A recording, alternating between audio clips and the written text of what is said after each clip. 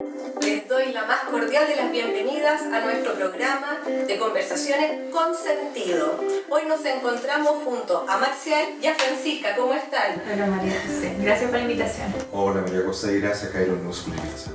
Hemos conocido un nuevo documento que supuestamente habría sido filtrado de ciertas reuniones que se están haciendo con respecto a lo que el Papa Francisco quiere hacer dentro de lo que es la renovación de la Iglesia Católica y obviamente la renovación de la curia vaticana. Marcial, yo quisiera saber, aquí estamos buscando cambios a estructuras que llevan mucho tiempo.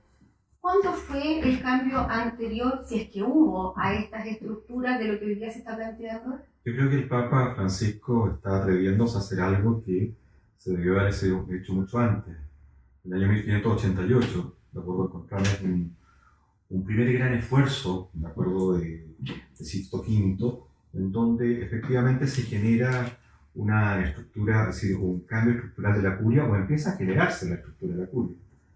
Será Juan Pablo II, recién 400 años después, en 1988, haciendo pie a lo que se conocía por Vaticano II, donde se genera un cambio estructural de la curia, pero más bien de los nombres y de las posiciones, de las funciones que se estaban generando. Por tanto, estamos frente a una situación absolutamente histórica y estamos frente a una situación que no cabe duda que va a ir marcando el devenir de la Iglesia. Entremos a ese concepto que dijimos que íbamos a avanzar un poco más adelante, la democracia. ¿Tú crees sinceramente que puede plantearse un sistema más democrático dentro de la Iglesia Católica? Absolutamente, sí. Me parece un problema muy grave que la Iglesia Católica declare en su pensamiento social, ¿no?, que la democracia participativa activa es un valor que quiere defender y que dentro de su estructura no sea como defendida tan certeramente, ¿no? Por cierto que la participación de las comunidades dentro de las decisiones, voy a ponerte ejemplos. En las primeras comunidades cristianas escogían a sus propias autoridades o a quienes les acompañaban, ¿no? Los obispos eran elegidos por las propias comunidades. Eso es algo que también trabaja el documento. En este caso podríamos hacernos la misma pregunta respecto a los párrocos. Entonces, ¿cuánto más válido podría ser un documento de tipo normativo si en su propia elaboración pudiéramos participar quienes conformamos parte de la Iglesia, ¿no? El Vaticano no es una democracia. Absolutamente por ahí. Y obviamente que al no ser una democracia no podemos tomar la misma tabla rasa lo que significa una democracia. Es el país más pequeño del mundo. Es un país que se independiza a finales del siglo XIX, recién por una invasión que hace Italia. Y recién ahí le dan, cuando estaba produciéndose el Vaticano I, recién ahí le dan la potestad de poder ser el Estado Vaticano. Por lo tanto, también es joven, ¿ya? Pero no es una democracia. Ahora, lo que sí es que efectivamente elementos democráticos en cuanto al funcionamiento de la propia Iglesia Católica a nivel universal podrían darse, y eso no cabe duda, como por ejemplo la elección de los obispos. Yo creo que la elección de los obispos debería ser democrática, absolutamente, ¿ya? Y lo plantean varios teólogos desde diferentes partes del mundo alemán, fundamentalmente, de que la elección debería ser absolutamente democrática. Pero ¿qué tenemos por democracia dentro de una monarquía? Como complejo. Y ahí se produce este cruce. Pero es interesante porque el documento da cuenta de que efectivamente en la elección de los obispos, por ejemplo, va a haber una mayor participación de los laicos. ¿Eso qué significa? Significa que de alguna u otra forma, aunque se tome el documento, se toma lo mismo que dijo Juan Pablo II en su momento, pero va a haber una mayor participación de los laicos. ¿Cómo va a darse la participación de los laicos en cada uno de los arzobispado o obispado? Entonces hay que verlo. Pero es interesante que sí lo deje planteado. La participación de los laicos en la elección de los obispos, de acuerdo, laicos y laicas, que sean capaces de poder dirimir en algo. Pero está claro que el camino va a ser el mismo. De acuerdo, tres nombres, conferencia episcopal, de acuerdo, va a ir a parar al Vaticano vía nunciatura, y ahí se va a tomar la decisión. Y obviamente que eso puede ser una democracia bastante encubierta. Ahora, si una persona quiere candidatearse, que se candidate. Perdón, lo hacen hoy día. Lo que pasa es que lo hacen dentro de sus circuitos cerrados. Es lo mismo, el lobby continúa. Ahora, igual yo pienso que estamos pensando esto dentro de un esquema como preconfigurado, ¿no? Yo sé que a lo mejor esto es demasiado rupturista, pero esta misma reflexión que hacemos sobre la elección de los obispos, ¿no? Yo creo que uno de los grandes desafíos para la Iglesia actual es que nos atrevamos a hacernos preguntas fundamentales, ¿no? Lo que pasa en Chile quizás grafica mucho de los peligros que puede tener hacernos las preguntas inadecuadas al final. Porque decimos, ya bueno, todos nuestros obispos están renunciados. Mira, y pueden nombrar a todos los obispos que quieran distintos, pero seguimos como bajo una lógica estructural que podría ser distinta en el fondo. La solución es que las comunidades elijan a sus obispos. Queremos que nuestros obispos sigan ejerciendo el episcopado tal como lo hemos validado en los últimos 100, 200 años. O bueno, estamos pensando también que los obispos son solo varones ordenados, ¿no? Lo mismo con los presbíteros. Tenemos el rol de la mujer.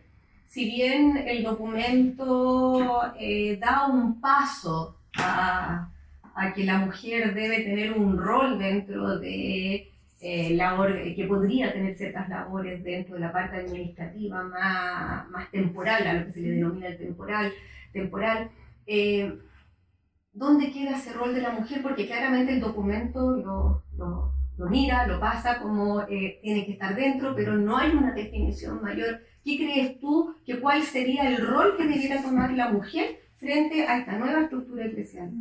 No está en ninguna parte. O sea, a propósito de ese momento, no está en ninguna parte. No hay ninguna mujer a cargo de ninguno de los dicasterios. Quizás como por ponerte un ejemplo. Pero está en el Banco Vaticano, por eso. Sí, está en el Banco Vaticano. Viendo las plata. Sí, viendo las plata. Ese quizás sí, bueno, un avance significativo. La economía doméstica parece que a lo previo. Pero respecto a como la reflexión de los grandes temas o zanjar documentos, ahí hay una ausencia grande como de la capacidad reflexiva de la mujer, del aporte en términos de pensamiento.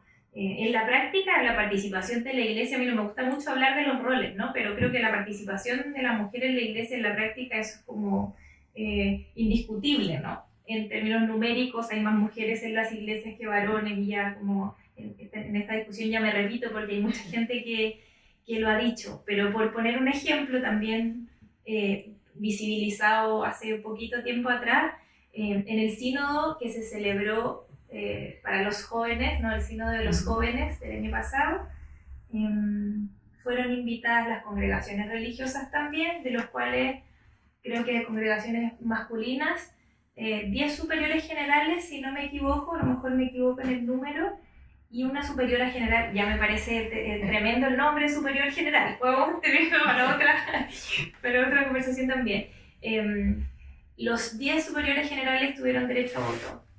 Y la única religiosa superiora general, responsable general, le podemos decir mejor, no pudo votar. Bueno, pero es que, no hay cambio de mentalidad. Lo que pasa es que en Chile tú no puedes hablar de cambio de mentalidad. Tienes 7 obispos, insisto, de colocarse en la realidad actual. Tienes 7 obispos, de acuerdo que hoy día ya no están, hoy día tenemos administradores apostólicos. Tienes una iglesia absolutamente hoy día colapsada a nivel de la curia. Todavía tienes obispos que siguen creyendo, de acuerdo, que son los mandamases de no sé qué, de acuerdo, porque la iglesia no lo son ya. Yo espero que el Papa rápidamente empiece a seguir haciendo cambios. Entonces, ante eso, obviamente, no me cae la menor duda. Pero en términos generales, yo creo que hay un problema de base, que el Papa ya está preocupado, que tiene que ver con la educación. Hoy día las facultades, de acuerdo, de teología de diferentes partes del mundo tienen muy pocas mujeres. Y hay algunas que no dejan entrar mujeres, o les colocan otras cortapisas para poder entrar. O cuando están dentro les cuesta más salir. Acá hay un problema súper serio, ¿de acuerdo? Partiendo de la Pontificia Universidad Católica que tiene que hacerse cargo. Ellos están mirando hacia intro el problema de Chile, cuando tienen que mirarse esa intro, primero su facultad de teología. Yo creo que ese es un problema serio, grave. Y si no lo hace, lo único que vamos a conseguir, obviamente, es seguir hablando, hacer retórica y no cumplir los cambios reales. Mira, yo espero, sinceramente, en el corto plazo, a lo menos, en Chile hagamos una cosita más pequeña con respecto a esa facultad de teología y otra, como sí lo está haciendo la facultad de teología de la Católica de Valparaíso, que se están atreviendo a hacer cambios, de acuerdo con ustedes que están haciéndose cargo ya. Y eso se agrada y se agradece, porque es serio, es un trabajo serio. Pero yo creo que sí, la mujer tiene que tomar una mayor preponderancia. No es menor que el Papa haya dejado a una mujer a cargo no solamente de la parte de los recursos económicos, sino también a cargo del Observatorio Romano, de las comunicaciones. Son 2 cargos que son claves, ¿ya? Acá en Chile tenemos algunos cambios, sí, hay algunos obispos que se han atrevido a colocar mujeres, el caso de Concepción, por ejemplo, se han colocado algunas mujeres haciendo ese cargo. Santiago también se colocó una persona, pero la verdad es que son como, no sé, son como elementos que había que hacer, ¿de acuerdo? Yo creo que ahí estoy absolutamente de acuerdo contigo. No significa el número en las búsquedas de paridad, sino son las capacidades. Hay una cosa, Francisca, que a mí, dentro de lo que es la lectura del texto mismo, me llamó la atención. Nosotros estábamos acostumbrados primero a esta estructura tremendamente jerárquica y también muy apegada a una tradición, en cuanto cuando se hablaba de la traducción de algún texto o de algún pasaje bíblico o llevarlo a otro idioma, significaba un tremendo estudio muy complejo, muy largo, que tomaba puntos, comas, palabra por palabra. Si mal no entiendo, este texto de esta reforma nos lleva a recibir también el aporte desde las propias realidades de las comunidades para poder hacer, no sé si la palabra es correcta, una exégesis en cuanto a cómo se deben interpretar esos textos. ¿Tú te refieres a los textos bíblicos principalmente? Sí, principalmente. Sí, habitualmente, bueno, junto como con esta reforma venía la noticia también de que dijeron que el Papa Francisco había cambiado el Padre Nuestro también, ¿no? A propósito de lo que tú comentas respecto a la traducción de ciertos textos, yo creo que es muy relevante como asumir que la transmisión de la experiencia creyente pasa por la historia, ¿no? Y eso exige como sacarnos el esquema de las interpretaciones literales, ¿no? Más tendientes como a lo fundamentalista. Creo que es un paso interesante poder más atender a cómo la cultura impacta en que nosotros avancemos en una experiencia creyente que sea liberadora también. Creo que el Papa ha dado pasos en ese sentido. Sí creo que este documento, no sé si es un cambio estructural tan fundamental. A lo mejor mi juventud como que me exige pedir cambios más rápidos, ¿no? Pero quizás las transformaciones estructurales que podríamos soñar probablemente no las veremos. Yo no creo que esta renovación implique que dejemos de ser una iglesia jerárquica, ¿no? Sigue siendo muy marcadamente jerárquica la estructura.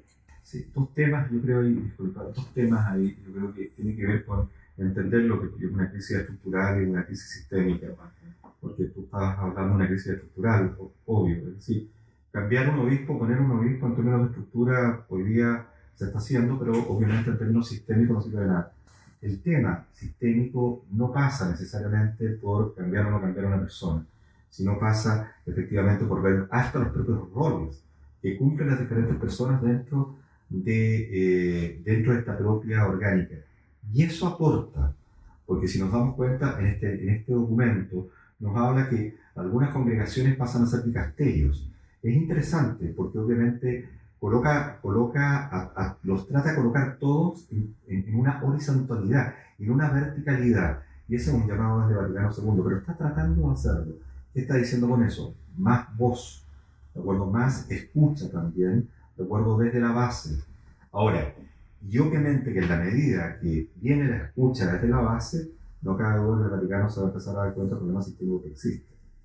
Hay que recordar que el Papa Francisco dijo hace muy poco que si él no hubiera venido a Chile y no le hacen la pregunta, no se habría dado cuenta el profundo problema que había aquí en Chile, más aún, como dijo Churchill Luna, la profunda cloaca que había aquí en Chile y permanece todavía existiendo. Recién están empezando a aparecer casos nuevamente y se siguen investigando. Pero dentro de esta misma horizontalidad, que era el tema al cual yo quería ingresar, tenemos una misma estructura todavía que está dentro del ámbito de poder de la curia chilena, casi la misma estructura también a nivel central vaticano. La escucha, claramente, no ha habido mayor escucha. Entonces, ¿cómo podemos implementar esta posible llegada de la base para poder comunicarse hacia las estructuras superiores?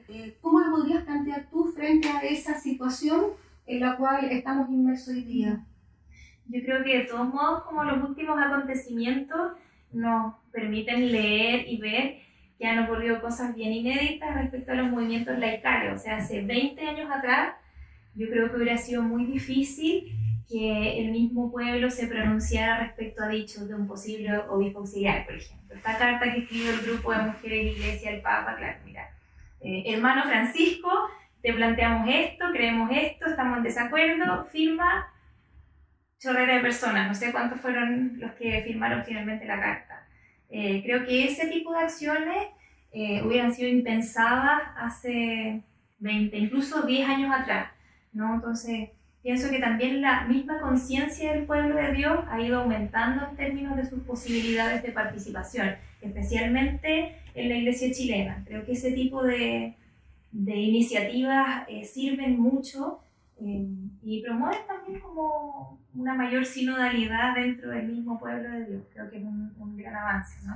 Entonces también estos mismos otros movimientos de los que somos testigos ahora, creo que promueven un tipo como de participación que es distinta, ¿no? Por lo menos hacernos preguntas. Sí, pero yo creo que no hay que perderse, sí. Yo creo que hoy día no hay que perderse en qué sentido. Hoy día la profunda crisis que vive la Iglesia Católica es tan compleja que el mismo Benedicto XVI en el año 2005 dijo que era la crisis más grande desde la persecución de los primeros cristianos. Estamos hablando de una crisis tan profunda que efectivamente amerita cambios. Y el primer cambio que se produce con esta crisis profunda, ¿de acuerdo?, es el empoderamiento de las bases. Y el empoderamiento de las bases nace no necesariamente desde los propios países donde hay crisis, sino parte necesariamente desde el cuestionamiento y desde la capacidad que tiene el ser humano hoy día de poder preguntarse y responderse ante su realidad lógica. Y eso es muy interesante.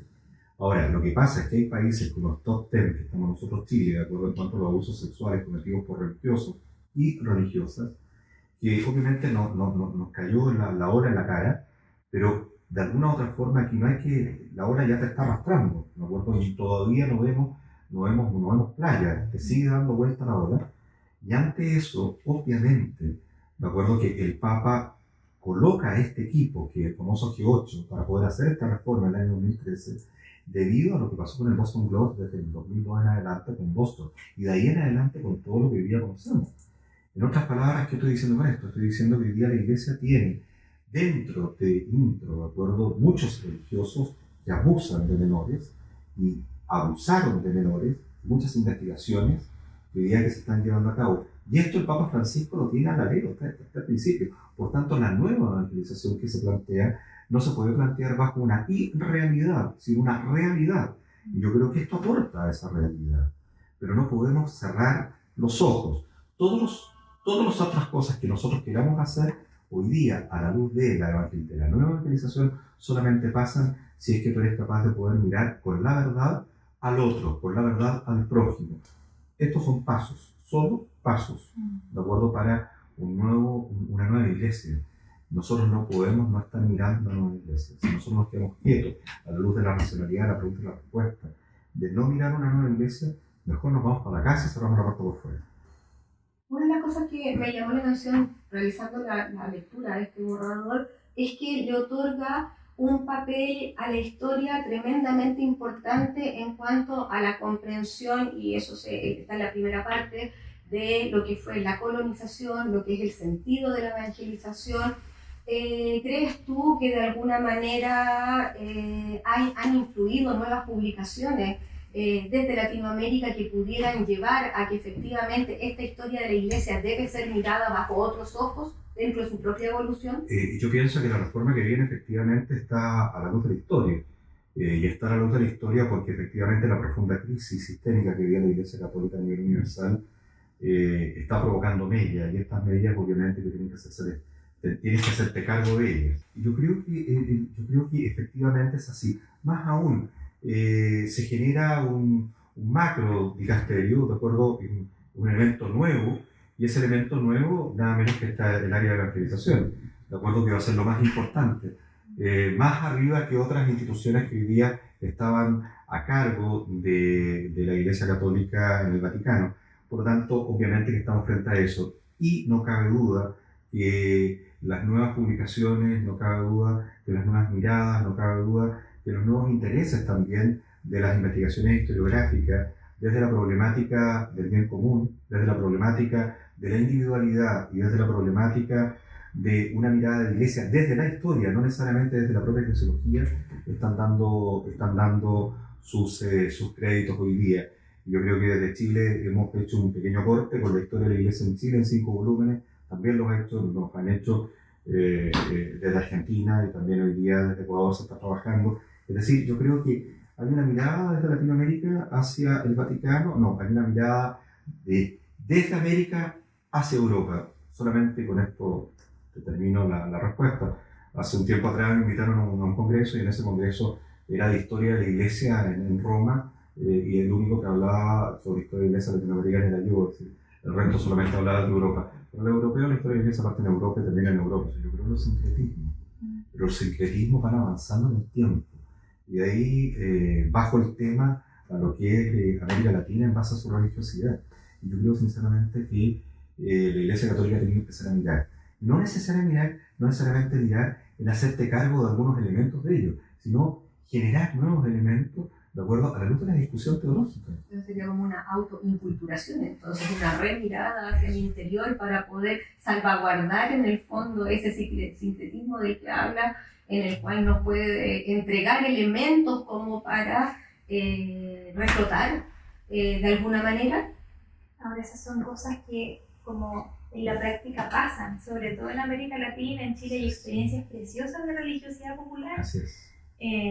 Que claro, efectivamente como institucionalmente a lo mejor no son reconocidas, pero finalmente donde se juega como la riqueza de la vida del pueblo de Dios es en las comunidades.